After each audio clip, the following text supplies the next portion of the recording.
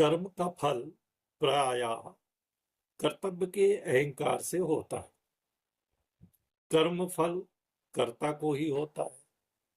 कर्म का फल भोगना ही पड़ता है। ये सब सच है, परंतु ये सामान्य नियम है। सैकड़ों नियम, उपनियम इस सामान्य नियमों में बाधक है, क्योंकि कर्म का फल कहीं कर्ता की प्रधानता से होता है, कहीं देश की प्रधानता से होता है, कहीं काल की प्रधानता से होता है, कहीं क्रिया की प्रधानता से होता है, कहीं वस्तु उपकरण की प्रधानता से होता है, कहीं फल भोक्ता की प्रधानता से होता है। विशेष बात यह है कि कर्म फल में अनेक भागीदार भी है।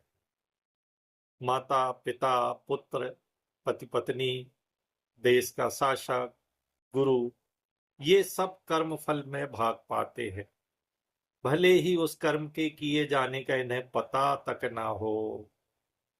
फिर से सुन लीजिए, कर्म फल में अनेक भागीदार है।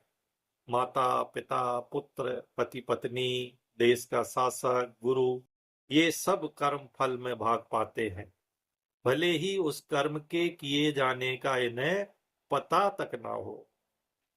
कर्म का आदेश देने वाले, कर्म का समर्थन और विरोध करने वाले, उस कर्म की प्रशंसा और निंदा करने वाले भी उस कर्म का भाग पाते हैं। इसलिए कहा गया है, गहनो कर्मणो गति, कर्म की गति बहुत गहन और जटिल है। नमस्कार।